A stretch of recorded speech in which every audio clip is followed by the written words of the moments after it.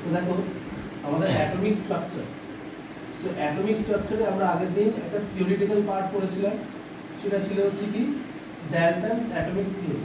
ঠিক আছে, so ডাল্টনস atomic theory কি বলছে? ডাল্টনস অ্যাটমিক থিওরি বলছে যে ম্যাটার খুবই ছোট ছোট পার্টিকেলস দিয়ে তৈরি হয়। ঠিক আছে, এইখানে প্রত্যেকটা যে এলিমেন্ট আছে, প্রত্যেকটা এলিমেন্টের যে ছোট বিল্ডিং ব্লক, সেই বিল্ডিং ব্লকগুলোকে কি বলা হয়?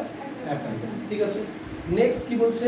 অ্যাটমসকে আমরা না তৈরি করতে পারি না আমরা ডিস্ট্রয় করতে পারি। That means atoms can neither B created নর বি ডিস্ট্রয়েড। ঠিক আছে, থার্ড এটা বলা আছে যে প্রত্যেকটা এলিমেন্ট স্মল নাম্বারসে কম্বাইন করবে, যত এলিমেন্ট স্মল নাম্বারসে কম্বাইন করছে they will combine to form molecules. ঠিক আছে, এন্ড নাম্বার 4 কি দেখেছিলাম যে প্রত্যেকটা যে অ্যাটমসের পার্ট, ঠিক আছে, প্রত্যেকটা যে অ্যাটম সেটা হচ্ছে সবথেকে স্মলেস্ট ইনডিভাইজিবল পার্ট। ইনডিভাইজিবল মানে যেটাকে আর ভাগ করা যায় না, ওটাই সবথেকে স্মলেস্ট। ঠিক আছে, তারপরে কি শিখেছিলাম আমরা? শিখেছিলাম প্রথম 20টা এলিমেন্টস। কি শিখেছিলাম? প্রথম 20টা elements with their atomic number and mass number, right?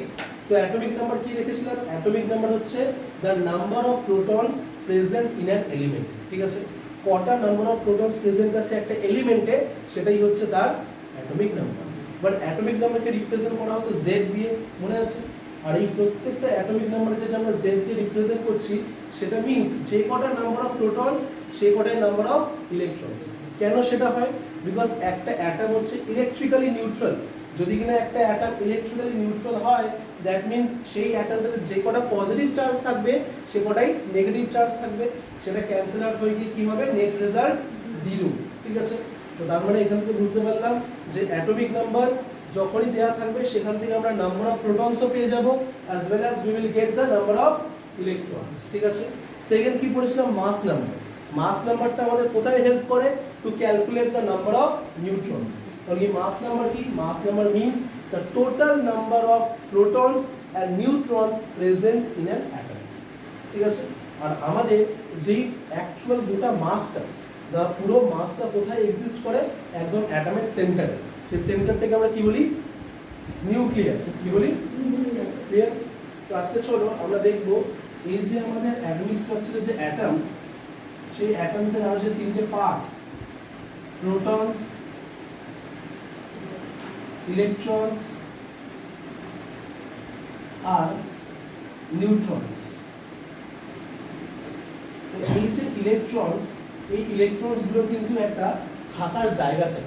যেমন আমাদের সবার কিনা একটা বাড়ি ঘর থাকে, প্রত্যেকটা ডগি বা বিড়াল তারাও কিন্তু দু এক সময় নিজস্ব ঘরে তাদেরকে রাখা হয়। ঠিক আছে, বা অনেক সময় তারা রাস্তাতেও থাকলে কিন্তু আমরা ঘরে তাদের আশ্রয় দিই। Like that electrons also need places to stay. But electrons কিন্তু এক জায়গায় স্থির থাকে, ও কি করে? কনস্ট্যান্ট রোটেট করতে থাকে। তো সেই রোটেট করার জন্য ইলেকট্রনসদের দরকার হয় শেল। মনে থাকবে শেল, বা এটাকে আমরা কি বলি? অরবিটস। তাহলে what is a shell? Shell হচ্ছে একটা সার্কুলার পাথ, যে সার্কুলার পাথে electrons keep on rotating around the nucleus.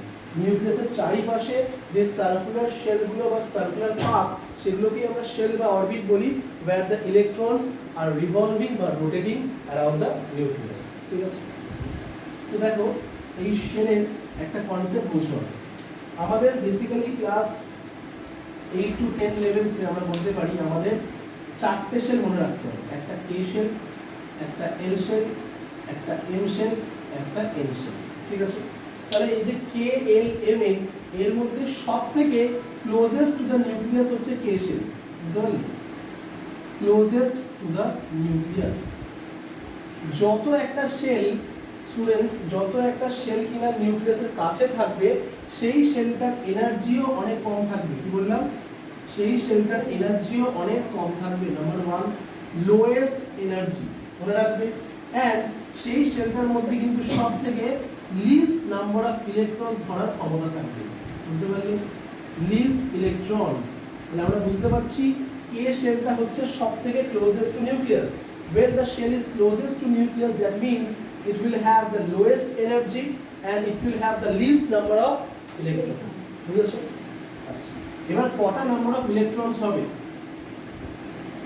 কটা নাম্বার অফ ইলেকট্রনস হবে তারও কিন্তু একটা ফর্মুলা আছে। বুঝতে পারলে? সেই ফর্মুলাটাকে বলা হয় 2n স্কয়ার কি বলা হয় 2n স্কয়ার। এখানে n টা হচ্ছে number of the shell, number of the shell, ঠিক আছে। এবার নাম্বার অফ দ্য শেল বলতে কি বোঝাচ্ছি, যে শেলটা যেটা কে এল এম এন আছে এদের একটা নাম্বারিং করা যায়। এটা হচ্ছে প্রথম শেল, তাই এটা যদি প্রথম শেল হয় এটা নাম্বারিং কি হবে 1, এটা নাম্বারিং 2, এটা নাম্বারিং 3, এটা নাম্বারিং 4, ঠিক আছে। তো এবার ধরো আমরা ফার্স্ট শেল, প্রথম শেলটা কি আছে কে শেল। কে শেলের জন্য যদি বার করি ফর্মুলা কি 2n square, that means 2 into n এর ভ্যালু কত 1, তাহলে n এর ভ্যালু যদি 1 হয় 1 square which is equals to 2 into 1 square মানে দুটো। সেম ভাবে l ক্ষেত্রে n মানে কত সেকেন্ড শেল, তো সেকেন্ড শেলে কত হবে 2n স্কয়ার, তাহলে 2 into 2 square which will be 2 into 2 square মানে কত 4, 2 into 4 মানে কত হচ্ছে 8, তাহলে কত ইলেকট্রন থাকবে 8টা ইলেকট্রন, ঠিক আছে। Next m shell, m shell মানে n এর ভ্যালু কত 3, yes 2 into 3 স্কয়ার, 3 স্কয়ার মানে কত 9, তো 2 into 9 করলে কত হবে 18। তো মোটামুটি এইভাবে আমরা নাম্বার অফ ইলেকট্রনস একটা শেলে কত হবে বার করতে পারি, ঠিক আছে। নাম্বার অফ ইলেকট্রনস বা আমরা বলতে পারি ম্যাক্সিমাম ইলেকট্রনস, ঠিক আছে। তো নাম্বার অফ ইলেকট্রনস আমরা এইভাবে বার করি। এবারে কথাটা হচ্ছে উই নো যে প্রত্যেকটা যে আমাদের শেল থাকবে প্রত্যেকটা শেলের মধ্যে কিন্তু ম্যাক্সিমাম কটা ইলেকট্রনস ধরবে 8টা ইলেকট্রন, কটা। এবার দেখো আমাদের দুটো কনফিগারেশন হবে, একটা হচ্ছে ডুপ্লেট কনফিগারেশন, একটা হচ্ছে অক্টেট কনফিগারেশন। কি বললাম কনফিগারেশন হচ্ছে দুটো টাইপের, একটা হচ্ছে ডুপ্লেট, একটা হচ্ছে অক্টেট, ঠিক আছে। সো ডুপ্লেট মিন্স যদি কোনো আমাদের অ্যাটমের আউটার মোস্ট শেলে দুটো ইলেকট্রন থাকে সেই কনফিগারেশনটাকে কি বলি ডুপ্লেট কনফিগারেশন। আর যদি কিনা আমাদের কোনো অ্যাটমের আউটার মোস্ট শেলে 8খানা ইলেকট্রন কমপ্লিট থাকে সেটাকে আমরা কি বলি অক্টেট কনফিগারেশন, ঠিক আছে। তো অক্টেট রুল আছে, সেই অক্টেট রুল আমাদেরকে বলছে যে maximum number of electrons in a shell equals to কত 8। তো প্রথম শেলটাকে বাদ দিয়ে প্রথম শেলে দুটো ইলেকট্রনই ধরবে, প্রথম শেলটাকে বাদ দিয়ে যে কটা আমি শেলে যাব এল এম এন ও সব কটাতেই ম্যাক্সিমাম 8টা করে ইলেকট্রন ধরবে। এটাই হচ্ছে আমাদের অক্টেট রুলের ফান্ডামেন্টাল। এটা বজায় রেখে আমাদের অ্যাটমিক নাম্বারের যে কটা ইলেকট্রনিক কনফিগারেশন থেকে ব্যালেন্সই লিখতে হতে পারে অ্যাজ ওয়েল অ্যাজ আমাদের অরবিটাল স্ট্রাকচার আঁকতেও হতে পারে, সেগুলো কিন্তু আমরা এখান থেকে শিখি, ঠিক আছে। আরেকটা জিনিস দেখে রাখো যে আমরা আগের দিন লাস্ট পড়েছিলাম ইলেকট্রনিক কনফিগারেশন, একটু রিক্যাপ করে দিই সবাইকে। ইলেকট্রনিক কনফিগারেশন, এবার ইলেকট্রনিক কনফিগারেশন মানে কি, electronic configuration is the arrangement of electrons, কি বললাম is the arrangement of electrons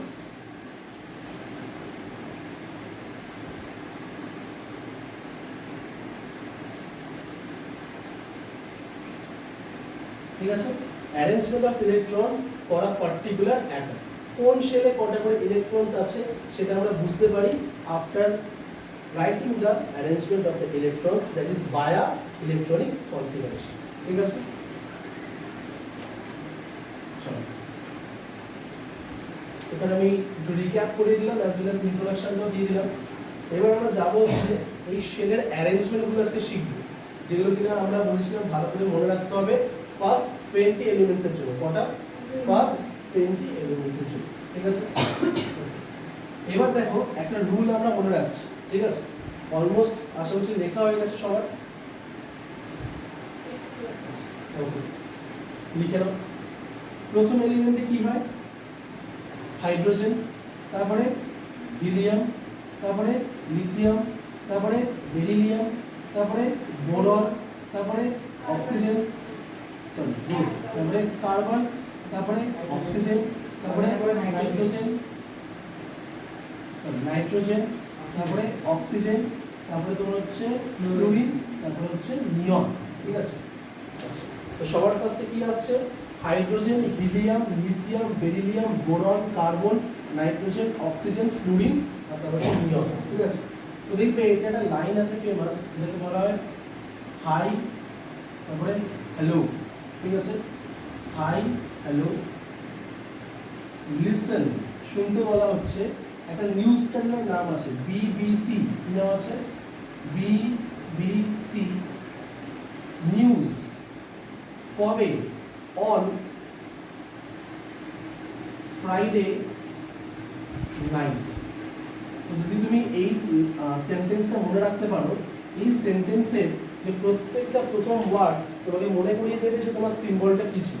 যেমন হাই থেকে এইচ হাইড্রোজেন, হ্যালো থেকে এইচ হিলিয়াম, লিসেন থেকে এনআই লিথিয়াম, বি থেকে beryllium, B for boron, C for carbon. ঠিক আছে, নিউজের N for nitrogen, on O for oxygen, কবে? ফ্রাইডে, এফ ফর কবে? ফ্লুরিন, আর এনআই মানে নাইট, এন ফর নিয়ন। এইভাবে প্রথম 10টি এলিমেন্ট মনে রাখতে হবে। ঠিক আছে, নেক্সট বলা হচ্ছে যে সবকটা এলিমেন্টের অ্যাটমিক নাম্বার আর মাস নাম্বার। ঠিক আছে, তো আপাতত আমাদের অ্যাটমিক নাম্বারটা মনে রাখলেই হবে। এটা 1 2 3 4 5 6 7 8 9 10। ঠিক আছে, তো মোটামুটি এই তোমাদের অ্যাটমিক নাম্বার হেল্প করবে তোমাদের ইলেকট্রনিক কনফিগারেশনটা ড্র করতে। তো দেখো প্রত্যেকটা ক্ষেত্রে যদি আমরা ইলেকট্রনিক কনফিগারেশন করি, আমরা কে এল এম এন সেলটা লিখে নিলাম। তো প্রথম এলিমেন্টের ক্ষেত্রে কত ইলেকট্রন আছে? একটা। কত ইলেকট্রন? একটা। তাহলে প্রথম সেলে একটাই বসবে, বসিয়ে দিলাম একটা ইলেকট্রন।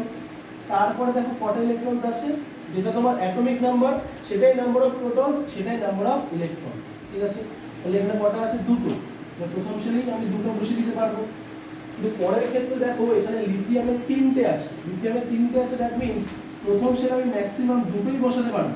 তারপরের ইলেকট্রনটা একটা সেল ফুলফিল হয়ে গেলে তারপরের সেলটা ইলেকট্রন শিফট হয়ে যায়। ঠিক আছে, আর কত ইলেকট্রন বাকি আছে? একটা। নেক্সট বেরিলিয়াম, এখানেও যদি আমরা দেখি বেরিলিয়ামের চারটে টোটাল ইলেকট্রনস আছে, তাহলে কে সেলে কটা বসবে? দুটো। তারপরে কটা বসবে? দুটো। সিমিলার ওয়েতে দেখো বোরনে 5টা ইলেকট্রন আছে, 2,3, কার্বনে 2,4, নাইট্রোজেনের 7টা আছে, 2,5, অক্সিজেনে 8টা আছে, 2,6, ফ্লুরিনের 7টা আছে, 2,7, নিয়নে 10টা আছে, 2,8। ফাইনালি গিয়ে এই ক্ষেত্রে দেখা যাচ্ছে এই লাস্ট সেলে 8টা ইলেকট্রন আছে, রাইট? তাহলে লাস্ট সেলে 8টা ইলেকট্রন যাদের থাকে তাদেরকে বলা হয় স্টেবল। বুঝতে পারলে? তাদেরকে বলা হয় স্টেবল এলিমেন্ট। ঠিক আছে, আর যখন কিনা কোনো এলিমেন্টের লাস্ট সেলে 8টা ইলেকট্রন কমপ্লিট আছে, দ্যাট মিন্স ওর ইলেকট্রনিক কনফিগারেশনটা কি রকম? Stable electronic configuration. এরা কারোর সাথে রিঅ্যাক্ট করে না। যেহেতু এরা কারোর সাথে রিঅ্যাক্ট করে না, তাই এদেরকে একটা স্পেশাল নাম দেওয়া হয়, সেটাকে বলা হয় নোবেল গ্যাস। কি বলা হয়? Nobel gas. ওকে, সিমিলার ওয়েতে এই যে একটা অক্টেট কনফিগারেশন যারা কমপ্লিট করে তাদেরকেও নোবেল গ্যাস বলি। আমি আরেকটা কনফিগারেশন বলেছিলাম ডুপ্লেট। যদি ভালো করে দেখো এখানে যে হিলিয়াম রয়েছে ওরও কিন্তু ম্যাক্সিমাম দুটো ইলেকট্রন আছে। তো ম্যাক্সিমাম দুটো ইলেকট্রন মিন্স ও স্টেবল কনফিগারেশনে রয়েছে। সেই স্টেবল কনফিগারেশনটা কি? ডুপ্লেট কনফিগারেশন। তাকেও আমরা কি হিসেবে কনসিডার করি? Nobel gas. তাহলে আমরা প্রথম 10টা এলিমেন্টের মধ্যে দেখতে পেলাম দুটো নোবেল গ্যাস আছে, দ্যাট ইজ হিলিয়াম আর এটা কি? নিয়ন। ঠিক আছে, বুঝতে পারছো যদি? চলো।